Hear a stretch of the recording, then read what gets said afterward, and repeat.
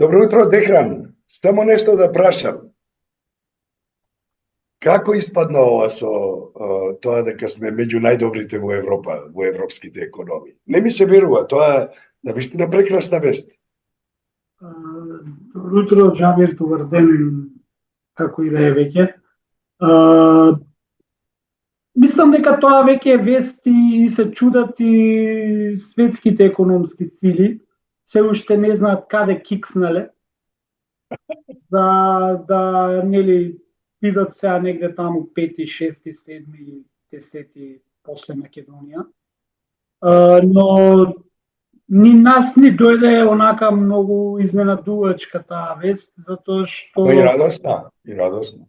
Секако, кога ќе отидеш со 1000 до продавница и кога ќе излезеш од продавница, а имаш само купено цигари, мастики и не знам, 1 кило сок и леп, многу радосно се осеќа човек, но... Ти вчера имаше добра колумна, како беше, за бурекот. Да, четвртата економија не се замара колку чини четврт бурек.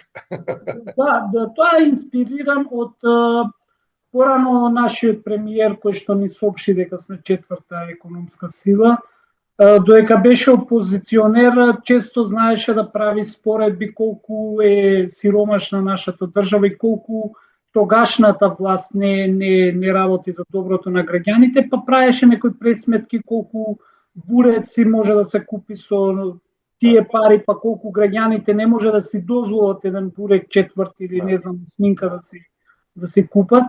Одеднаш сега веќе бурекот стана нешто најнормално, а не луксус.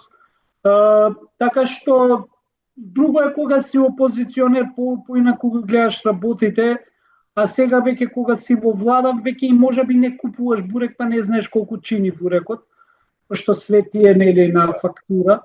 И муаветот ми е дека ние сега на таква вест не знам како да се израдуваме. Со оглед на тоа дека сега доаѓаат празници, Курбан Бајрам утре и мислам дека Духов ден или нешто така беше за христијаните. Сега не знам какви давачки има во христијанството и луѓе во кои што ќе го одбележат Духов ден, но знам колку давачки имаат муслиманите кои што ќе го слават и ќе го прослават Курбан Бајрам. Секој празник има своји трошоци, макар и да е символичен, тој си има своји трошоци. Но на пример сега знам дека многу пари се потребни за да се одбележи достоинствено тој празник. Затоа што не збориме сега само за јадење, пиење, баклава, туку сега имат и дополнителни... Курбан Бајрам е уствари празник кој е и солидарен, означува солидарност и треба еден дел од тоа што се купува или што се има да се 1/3, мислам, да се подели на луѓето. Сушност 1/3 остава за себе, од друго го подели. Се извинувам, да, 2/3 се дели. Целото месо им се дели на посиромашните, затоа што има луѓе кои што можеби во текот на годината не пробале месо. И сега можеби тоа ќе биде како не пробале месо за тие кои што имаат секој ден да јадат месо, дека невозможно е некој да не јаде месо. Но да, има луѓе кои што денеска веќе ќе бидеме јуни, а уште не пробале месо. Така што една од опциите зошто се прави уште во минатото е токму ради тоа дека луѓево да почувствуваат малце од тие благодети кои што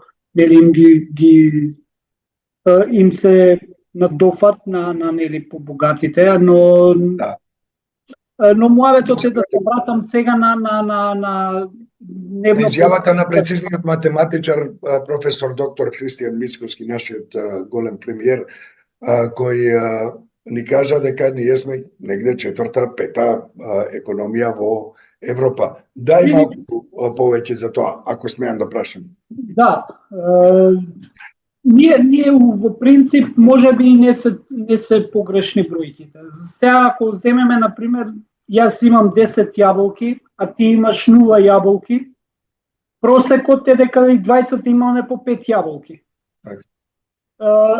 Но вистината е како дојдовме до тоа да бидеме четврта економска сила во Европа. Одличен одговор ти дава всушност професорот Бранимир Јовановиќ, кој вели дека македонскиот БДП во интервју за тебе вчера. Македонскиот БДП по жител според куповната моќ е само 42% од просекот на ЕУ. Албанија е со 43%, Србија е со 51%, додека Црна Гора е на 53%. Значи ние од овие 4 земји што ги набројав, Северна Македонија, Албанија, Србија и Црна Гора сме зад нив. И тој вели, јас тука на вистина не гледам ништо за радување. Исто така тој вели, можеби јас не сум објективен, нека излезе премиерот на улица, нека им каже на луѓето дека сме четврта економија во Европа, па да видиме како ќе реагираат.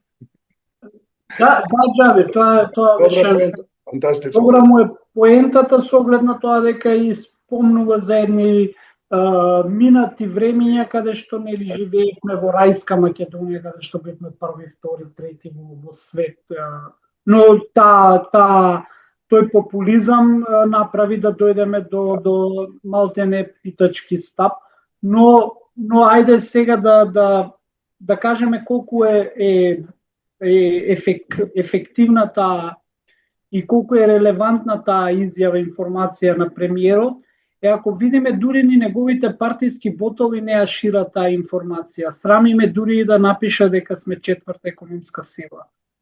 Еве отвори Facebook, Twitter или не знам кој друг социјален медиум кој што нели било што да се направи се шири тоа како молња, но за ова фантастична и добра вест некако се страмежливи, молчат. Нигде ги нема да кажа дека сме четврта економска сила. И на социјалните мрежи, еве, тоа го забележав јас, па ако може и тие што администрираат Facebook страницата на Цивил да обрнат внимание, има дури и говор на омраза против нашиот премиер, и тоа без оглед на тоа дали ние се согласуваме со него или не, сепак говорот на омраза не е прифатлив во ниједна варијанта, така што замолувам ако може да се модерира таа содржина, но секако има повеќе од 200, можеби повеќе од 300 коментари, од кои 99% се, ако не и 100%, се негативни или со подбив.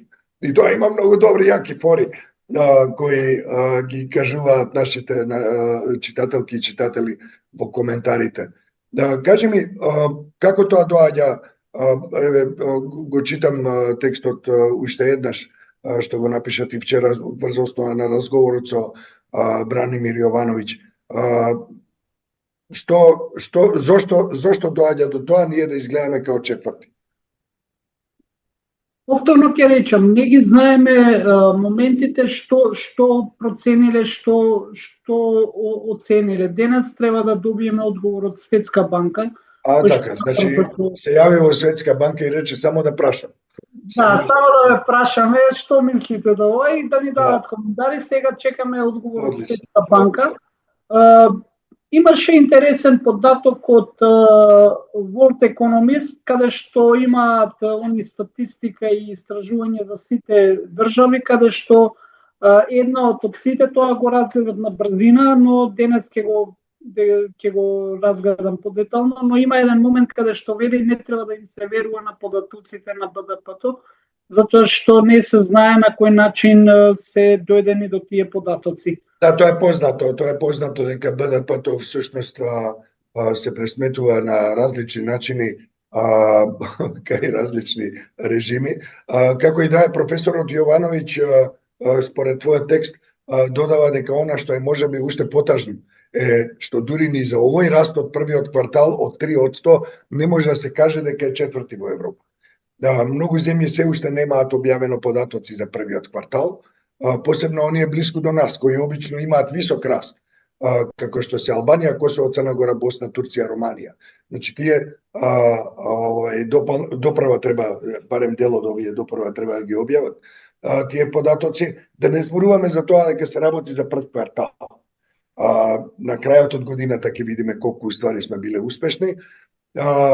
И исто така тој вели во насловот, ти си го излекол, Македонија навистина е на 4-то место во Европа по економски развој, ама од позади.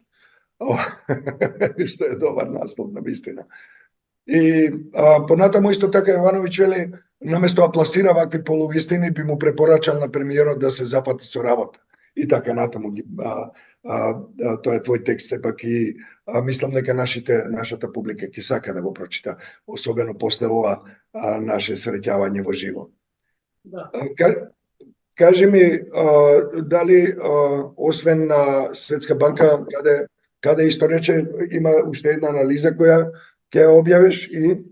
Да, денес рекол дека Светска банка треба да ми дадат одговори, но моментов сега таа е тема која што сега е најактуелна со четвртата економија, но во Македонија секогаш е нешто актуелно и секогаш е нешто цело време сме ние луѓе кои што нешто... Како патуваш? Ти со автобус патуваш? Добро е, се ево ред, редовни автобуси, нови, чисти еколошки автобуси, не загадуваат, луѓето внатре не слушаат турбофолк, кич и така натаму.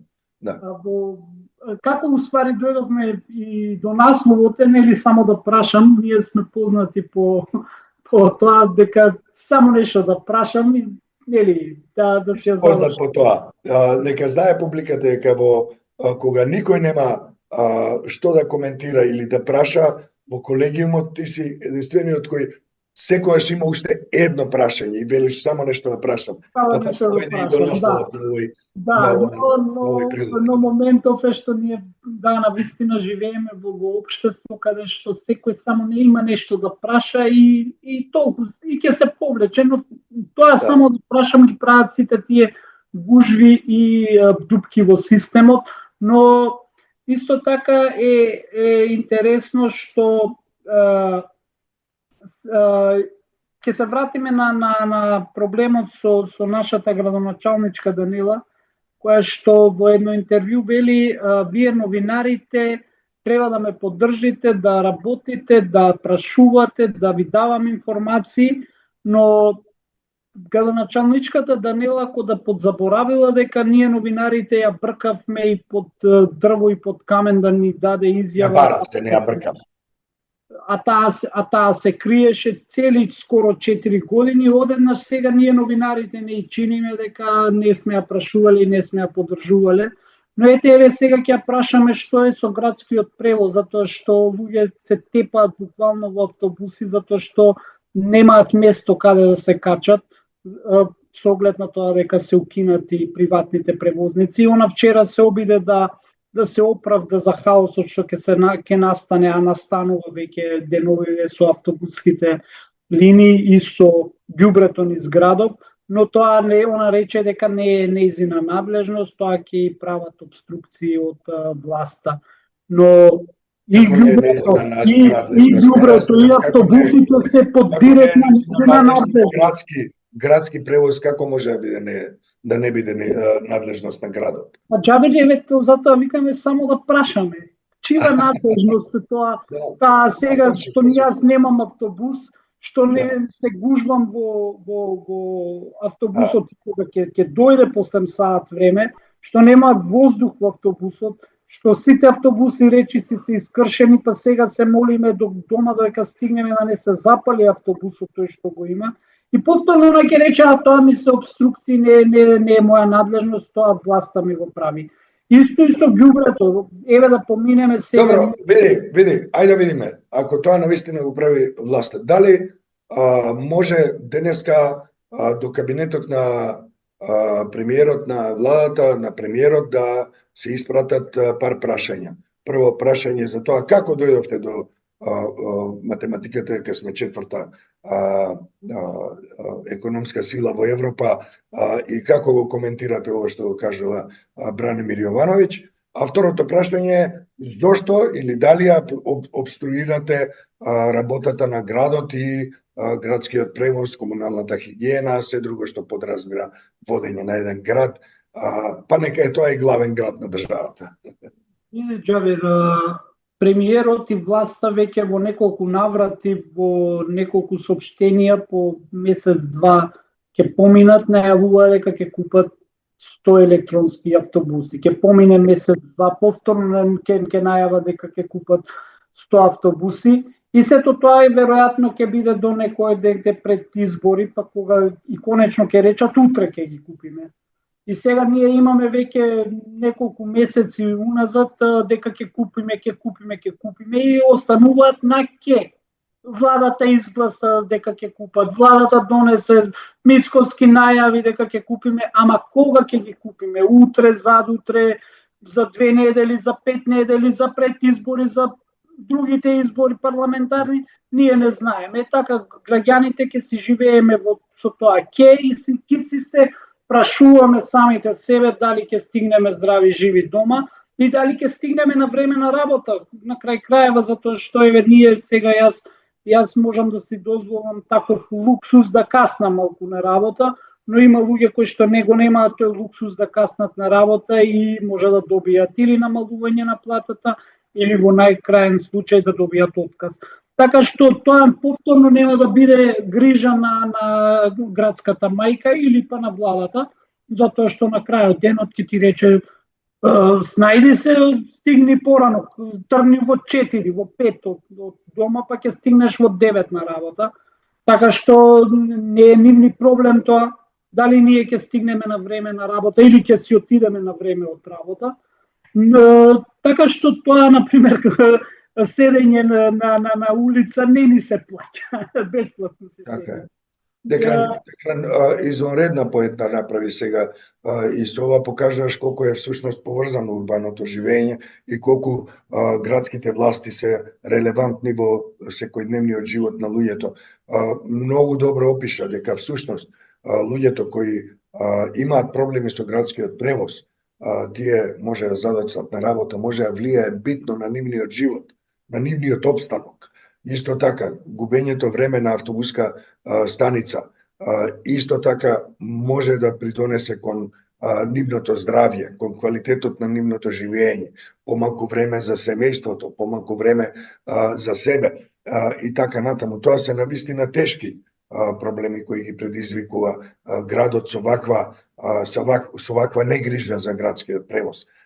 И мислам дека овде направи одлична паралела, односно. Спориме дека и дел од тие луѓе го користат превозот и да отидат на преглед во државна болница, пример. Да изгубат термин кој што го чекаат можеби со месеци тој термин, а поради каснењето на градскиот превоз, тие да го изгубат и терминот, па да чекаат уште 5 месеци. А ти како што ги опиша, таму има гужва и сето тоа, значи повозрастните луѓе или луѓе со проблеми, здравствени проблеми, може дополнително да се го уништат здравјето во автобусите.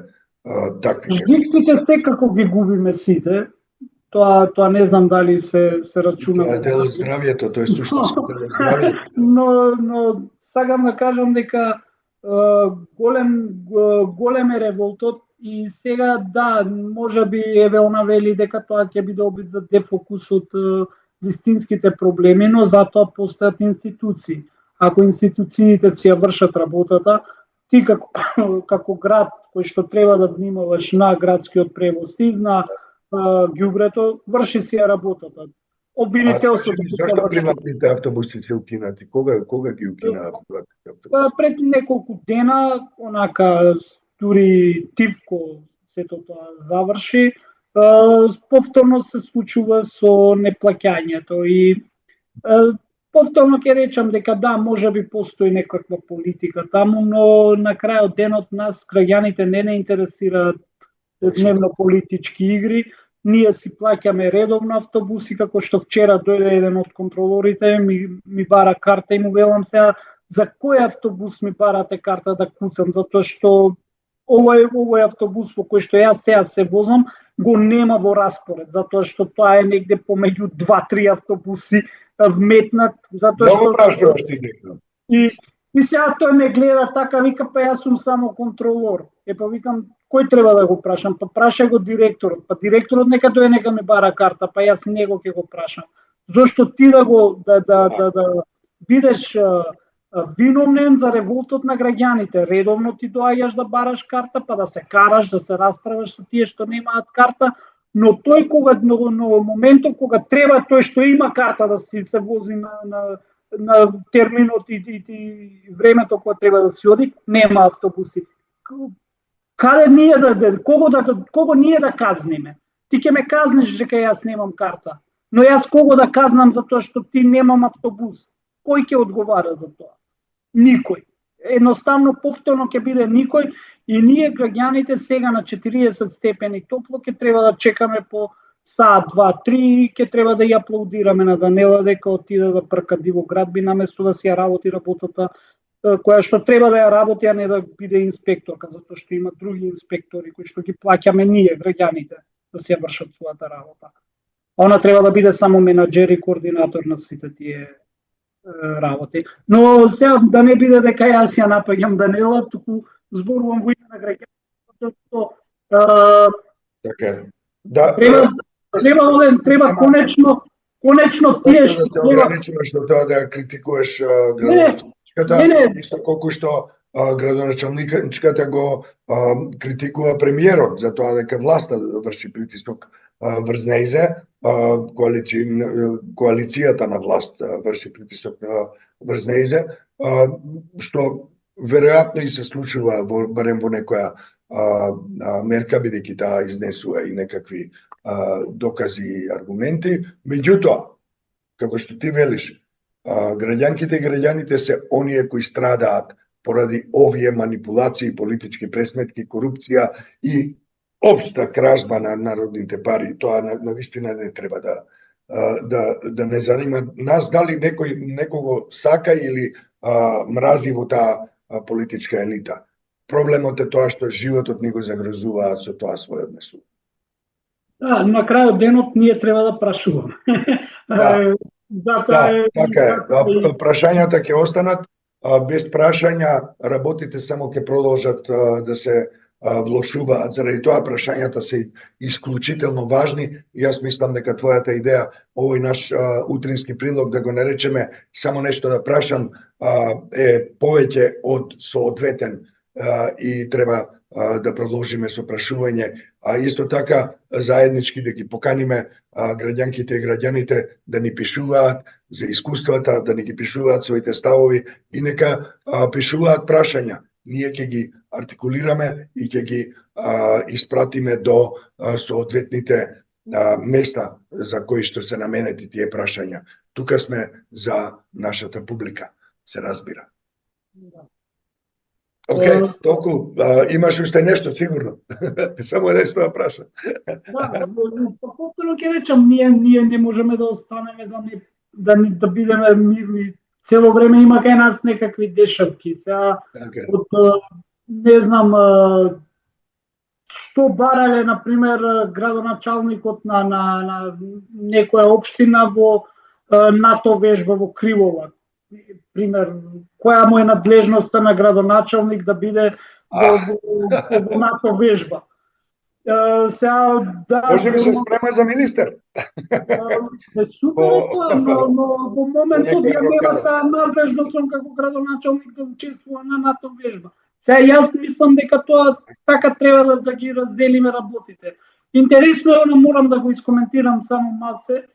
Моментот со една снимка која што се врти во медиумите и на социјалните мрежи, каде што нашата председателка се плаши од пукањето. На ТВ27 беше објавена таа, јас сум исто така. Ви сте исклучителен командант, така? Да, но јас сакав да ја од поинаков агол би го гледал тој момент каде што она се плаши и велам камо среќа да имавме сите држави да имаат таков плашлив врховен командант кој што се плаши од бомби и немаше да имаме војни. Предпоставувам, немаше тие кои што протестираат против НАТО, злоупотребувајќи ја Палестина и Газа во кривола, да токму тие кои што се правдаат и велат не за НАТО бомбите, се палат на руските ракети и одат дури на паради. Сакам да кажам дека добра поента, одлична поента. Сакам да кажам дека тие кои што навистина се плашат, еве како нашата претседателка кој што не сака да слуша пукање, мислам дека светот ќе беше поубав и подобар без бомби, но ако имаме тука сега не сакаме НАТО бомби, а сакаме руски ракети, тоа е малце контрадикторно, затоа велам дека да, камо среќа сите држави да имаат некој како нашата председателка кој што ќе си ги затвора ушите додека се пукаат бомбите и куршумите. Случај прилично недостоинствено и без никаква култост изгледаше таа снимка. Но да, требаше, веројатно требаше и да ја подготват пиар службите дека таму ќе има пукање и да ја дадат и слушалки да стави в уши, затоа што оди во криволак на НАТО вежба, не оди на, не знам, Фолксваландово, кај што музика. Што може да имају гласни овој. Да, но моментот е дека да, таму Ја година некоја врмаровска прослава таму исто така се пука со пушки берданки. Затоа реков Фолксваландово каде што е во затворен круг. Што повеќе може. Малку е по систематски. Таму малце повеќе. Да, сега се одлична дополнителна поента во врска со тоа колку горд и достоинствен врховен командант на вооружените сили имаме. Значи, зборувавме за Мицкоски, неговата теза дека сме четврта економија во Европа, зборувавме за автобусите, за тоа како градските власти го загорчуваат животот на луѓето и се разбира на крајот со твојата дополнителна поента за НАТО и врховниот командант на Северна Македонија. Се разбира дека имаме уште многу прашања, знам, знаејќите барем тебе, но редно е да го почнеме денот и офлайн, односно да покажеме и нешто текст што имаме да објавиме на нашата медиумска платформа.